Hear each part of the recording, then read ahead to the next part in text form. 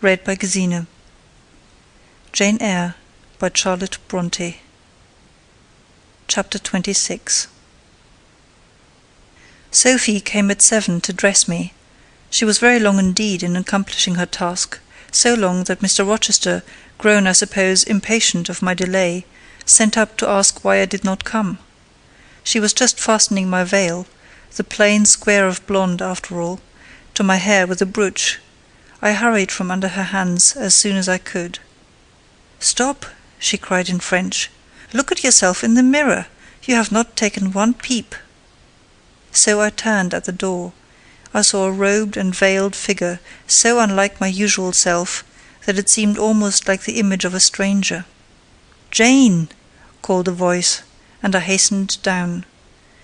I was received at the foot of the stairs by Mr. Rochester. "Lingerer!" he said. "My brain is on fire with impatience, and you tarry so long." He took me into the dining-room, surveyed me keenly all over, pronounced me fair as a lily, and not only the pride of his life, but the desire of his eyes. And then, telling me he would give me but 10 minutes to eat some breakfast, he rang the bell. One of his lately hired servants, a footman, answered it. "Is John getting the carriage ready?" "Yes, sir." "Is the luggage brought down?" "They are bringing it down, sir." "Go you to the church. See if Mr. Wood, the clergyman, and the clerk are there. Return and tell me." The church, as the reader knows, was but just beyond the gates. The footman soon returned. "Mr. Wood is in the vestry, sir, putting on his surplice." "And the carriage?" "The horses are harnessing."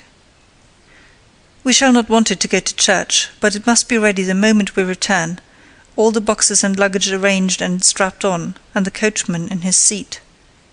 "Yes, sir. Jane, are you ready?" I rose.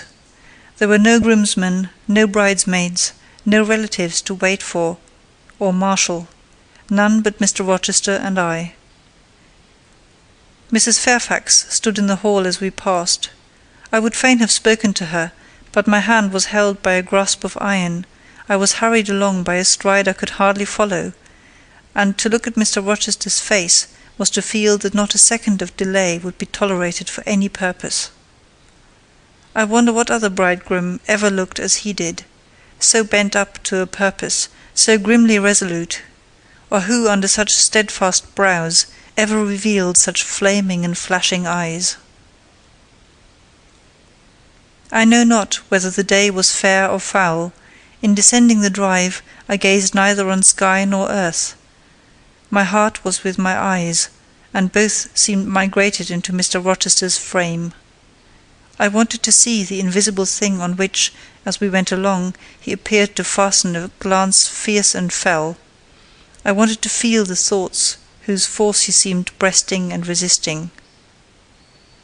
At the churchyard wicket he stopped. He discovered I was quite out of breath. "Am I cruel in my love?" he said. "Delay an instant. Lean on me, Jane." And now I can recall the picture of the grey old house of God rising calm before me, of a rook wheeling round the steeple, of a ruddy morning sky beyond.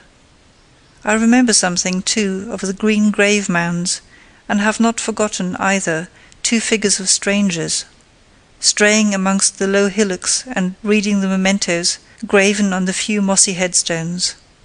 I noticed them because, as they saw us, they passed round to the back of the church, and I doubt not they were going to enter by the side aisle door, and witness the ceremony. By Mr. Rochester they were not observed. He was earnestly looking at my face, from which the blood had, I dare say, momentarily fled, for I felt my forehead dewy, and my cheeks and lips cold.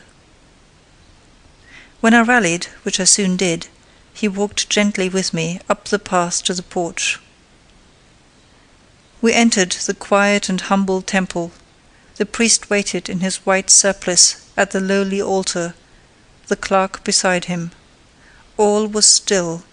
2 shadows only moved in a remote corner. My conjecture had been correct.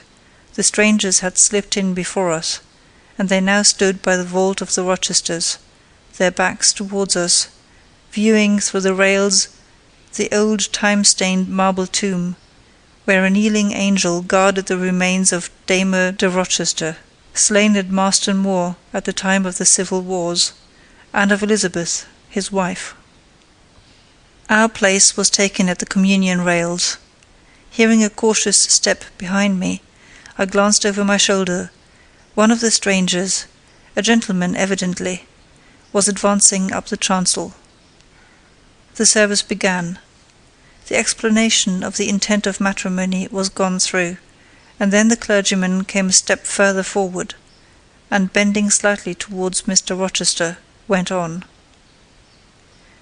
I require and charge you both, as ye will answer at the dreadful day of judgment, when the secrets of all hearts shall be disclosed, that if either of you know any impediment why ye may not lawfully be joined together in matrimony, ye do now confess it, for be ye well assured that so many as are coupled together otherwise than God's word doth allow, are not joined together by God, neither is their matrimony lawful. He paused, as the custom is. When is the pause after that sentence ever broken by reply? Not, perhaps, once in 100 years.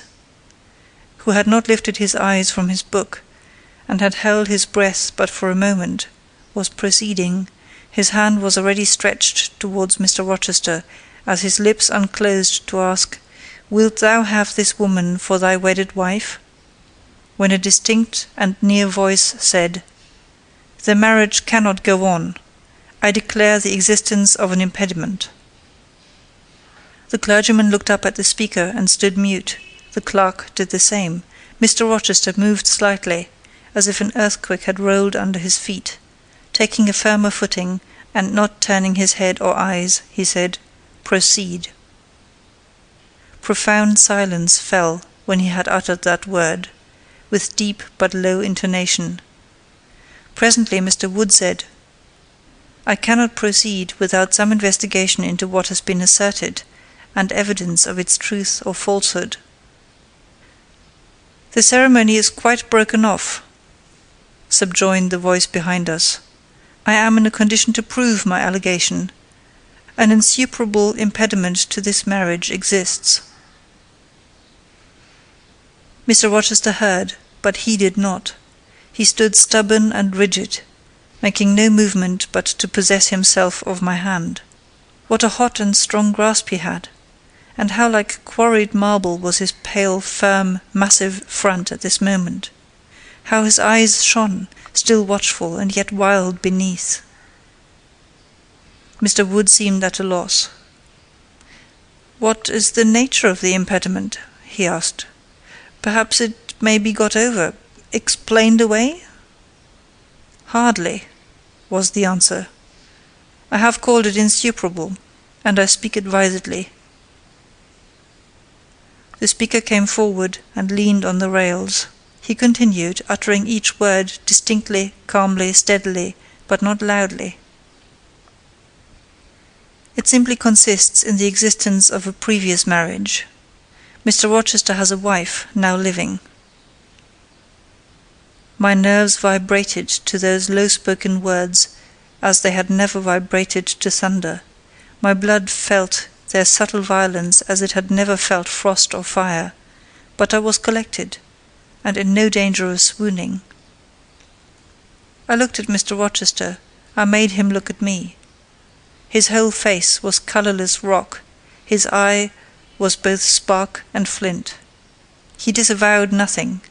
It seemed as if he would defy all things.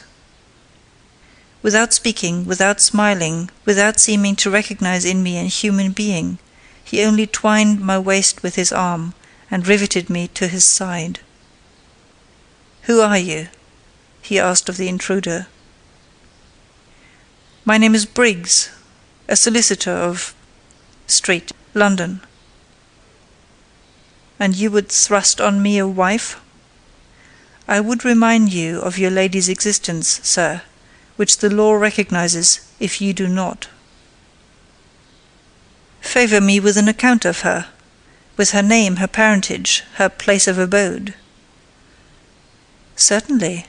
Mr. Briggs calmly took a paper from his pocket, and read out in a sort of official nasal voice: "I affirm and can prove that on the 20th of October A.D., a date of 15 years back, Edward Fairfax Rochester of Thornfield Hall, in the county of, and of Ferndean Manor, in shire, England, was married to my sister, Bertha Antoinetta Mason, daughter of Jonas Mason, merchant, and of Antoinetta, his wife, a Creole, at church, Spanish Town, Jamaica.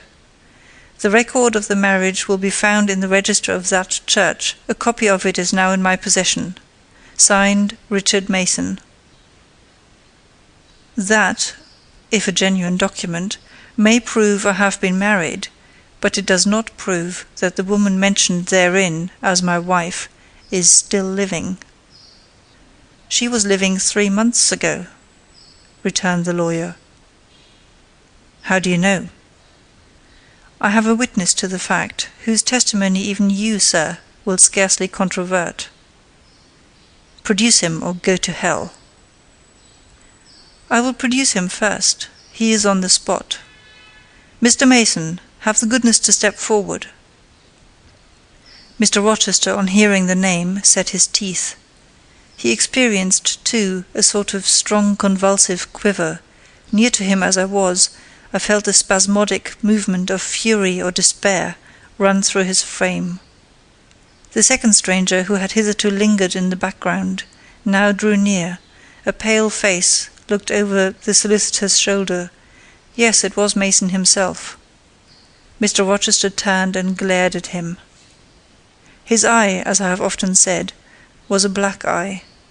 It had now a tawny, nay, a bloody light in its gloom, and his face flushed. Olive cheek and hueless forehead received a glow as from spreading, ascending heart-fire, and he stirred, lifted his strong arm. He could have struck Mason, dashed him on the church floor, shocked by ruthless blow the breath from his body.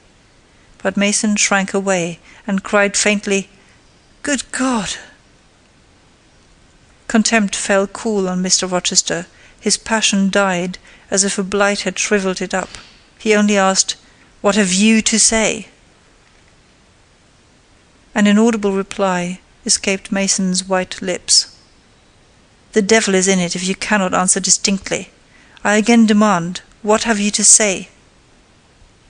"Sir, sir," interrupted the clergyman, "do not forget you are in a sacred place."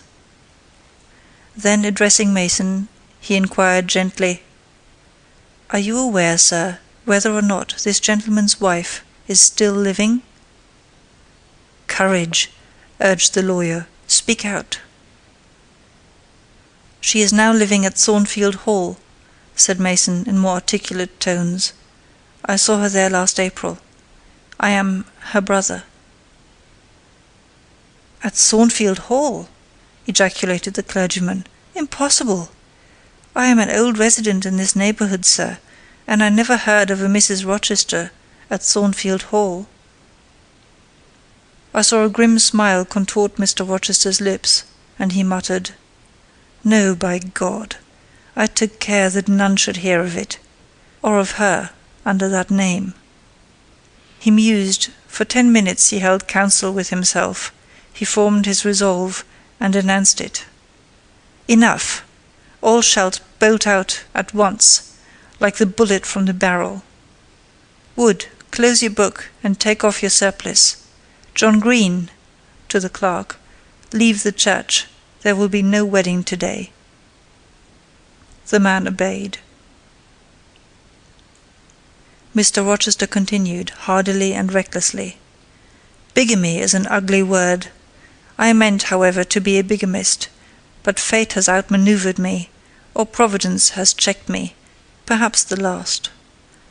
I am little better than a devil at this moment, and as my pastor there would tell me, deserve no doubt the sternest judgments of God, even to the quenchless fire and deathless worm. Gentlemen, my plan is broken up. What this lawyer and his client say is true. I have been married, and the woman to whom I was married lives." You say you never heard of a Mrs. Rochester at the house up yonder, Wood. But I dare say you have many a time inclined your ear to gossip about the mysterious lunatic kept there under watch and ward. Some have whispered to you that she is my bastard half-sister, some my cast-off mistress. I now inform you that she is my wife, whom I married 15 years ago, Bertha Mason by name, sister of this resolute personage, who is now with his quivering limbs and white cheeks showing you what a stout heart men can bear. Cheer up, Dick, never fear me. I'd almost as soon strike a woman as you. Bertha Mason is mad, and she came of a mad family, idiots and maniacs through 3 generations. Her mother, a Creole, was both a mad woman and a drunkard, as I found out after I had wed the daughter, for they were silent on family secrets before. Bertha, like a dutiful child, copied her parent in both points. I had a charming partner, pure, wise, modest. You can fancy I was a happy man. I went through rich scenes. Oh, my experience has been heavenly, if you only knew it. But I owe you no further explanation. Briggs, Wood, Mason, I invite you all to come up to the house and visit Mrs. Poole's patient and my wife. You shall see what sort of a being I was cheated into espousing, and judge whether or not I had a right to break the compact, and seek sympathy with something at least human. This girl, looking at me, knew no more than you would of the disgusting secret. She thought all was fair and legal, and never dreamt she was going to be entrapped into a feigned union with a defrauded wretch, already bound to a bad, mad, and embruted partner. Come, all of you, follow. Still holding me fast, he left the church. The 3 gentlemen came after. At the front door of the hall we found the carriage. "Take it back to the coach-house, John," said Mr. Rochester coolly. "It will not be wanted to-day." At our entrance, Mrs. Fairfax, Adele, Sophie, Lee advanced to meet and greet us. "To the right about, every soul!" cried the master. "Away with your congratulations! Who wants them? Not I! They are 15 years too late." He passed on and ascended the stairs, still holding my hand, and still beckoning the gentlemen to follow him, which they did. We mounted the first staircase, passed up the gallery, proceeded to the 3rd story. The low black door, opened by Mr. Rochester's master key, admitted us to the tapestried room, with its great bed and its pictorial cabinet. "You know this place, Mason," said our guide. "She bit and stabbed you here." He lifted the hangings from the wall, uncovering the 2nd door. This too he opened. In a room without a window there burnt a fire guarded by a high and strong fender, and a lamp suspended from the ceiling by a chain. Grace Poole bent over the fire, apparently cooking something in a saucepan. In the deep shade, at the farther end of the room, a figure ran backwards and forwards. What it was, whether beast or human being, one could not at first sight tell. It grovelled, seemingly on all fours, it snatched and growled like some strange wild animal, but it was covered with clothing, and a quantity of dark grizzled hair, wild as a mane, hid its head and face. "Good morrow, Mrs. Poole," said Mr. Rochester. "How are you, and how is your charge to-day?" "We're tolerable, sir, thank you," replied Grace, lifting the boiling mess carefully on to the hob. "Rather snappish, but not rageous." A fierce cry seemed to give the lie to her favourable report. The clothed hyena rose up, and stood tall on its hind feet. "Ah, sir, she sees you!" exclaimed Grace. "You'd better not stay." "Only a few moments, Grace. You must allow me a few moments." "Take care, then, sir, for God's sake, take care!" The maniac bellowed. She parted her shaggy locks from her visage, and gazed wildly at her visitors. I recognized well that purple face. those bloated features. Mrs. Poole advanced. "Keep out of the way," said Mr. Rochester, thrusting her aside. "She has no knife now, I suppose, and I am on my guard." "One never knows what she has, sir, she is so cunning. It is not in mortal discretion to fathom her craft." "We had better leave her," whispered Mason. "Go to the devil," was his brother-in-law's recommendation. "Where?" cried Grace. The three gentlemen retreated simultaneously. Mr. Rochester flung me behind him.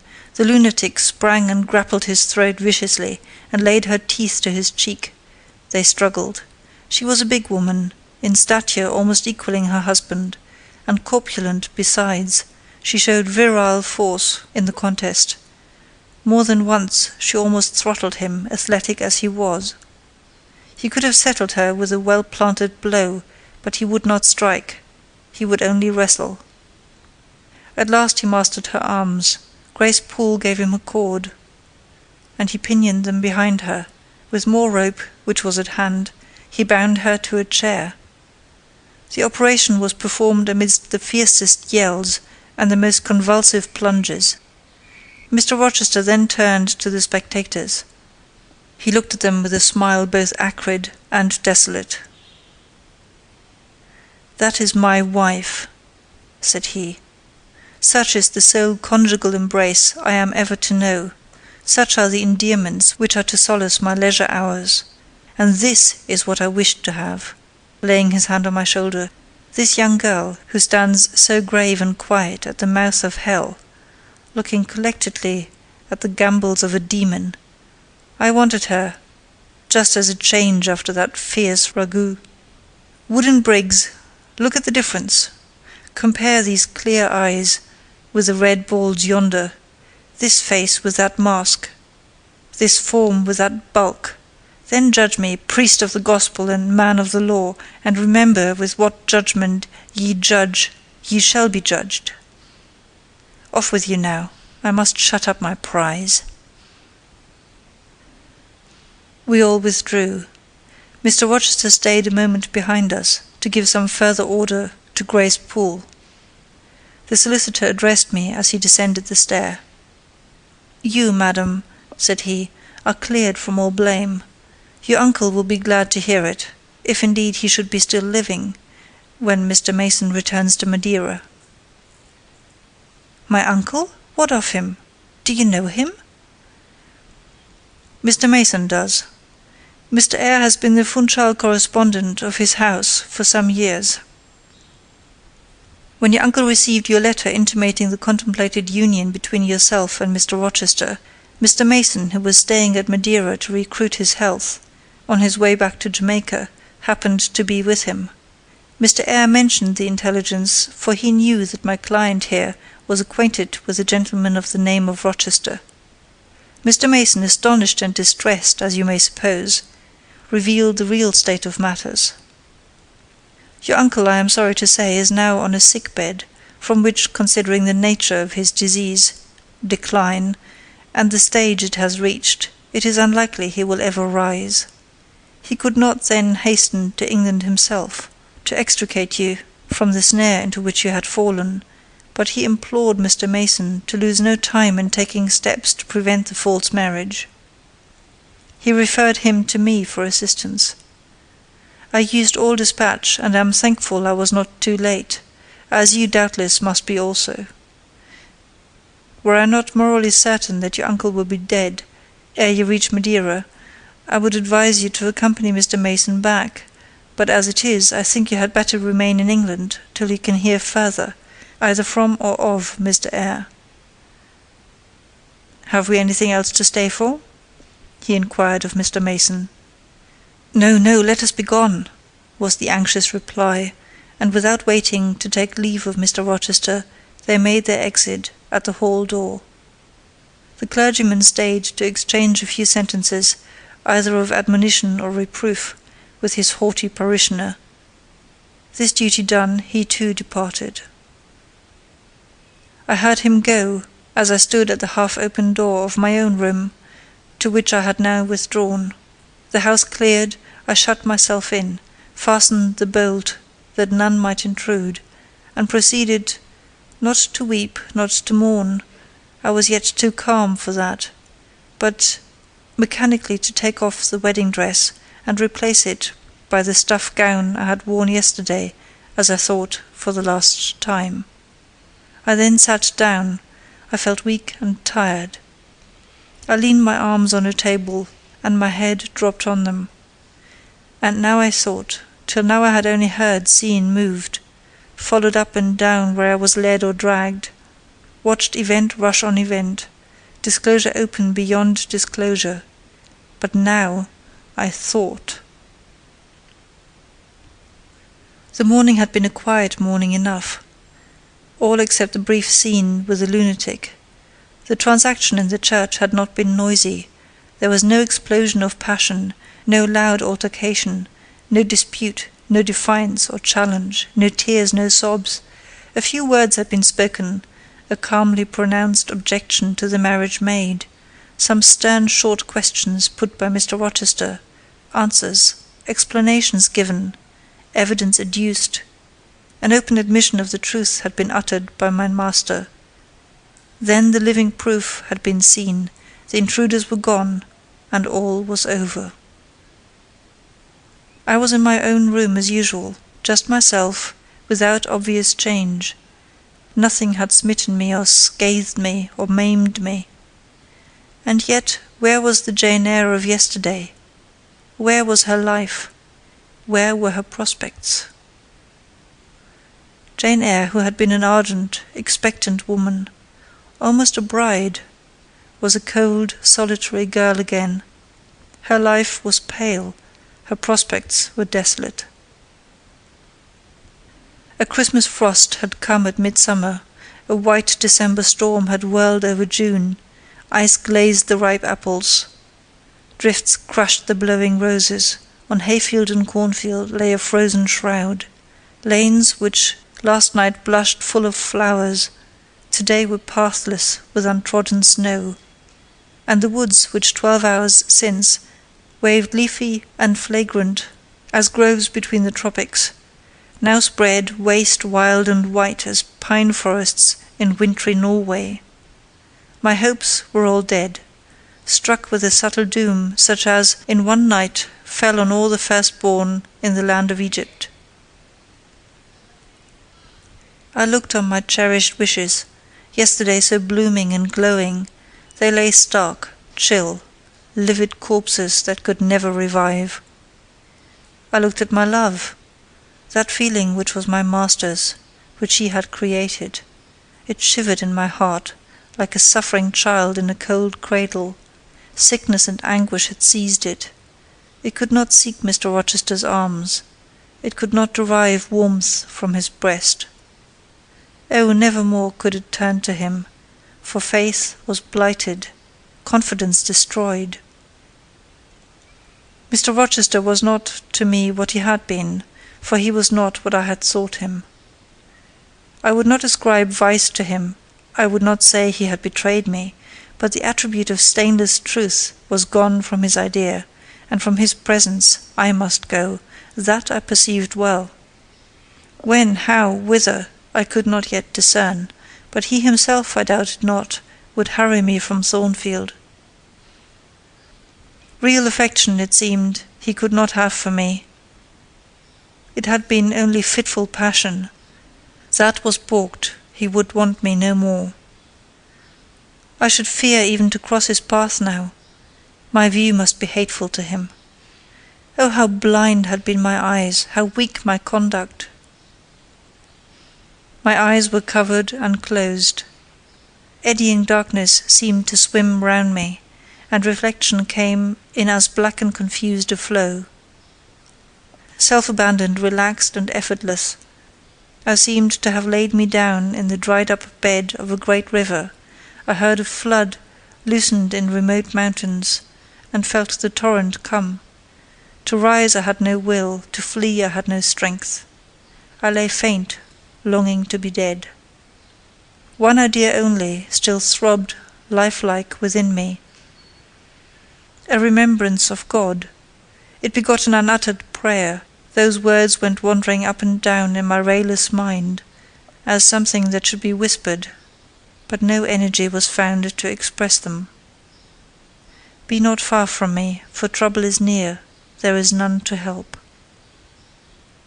It was near, and as I had lifted no petition to heaven to avert it, as I had neither joined my hands, nor bent my knees, nor moved my lips, it came. In full heavy swing the torrent poured over me. The whole consciousness of my life lorn, my love lost, my hope quenched, my faith death struck, swayed full and mighty above me in one sullen mass. That bitter hour cannot be described. In truth, the waters came into my soul. I sank in deep mire. I felt no standing. I came into deep waters. The floods overflowed me. End of chapter 26.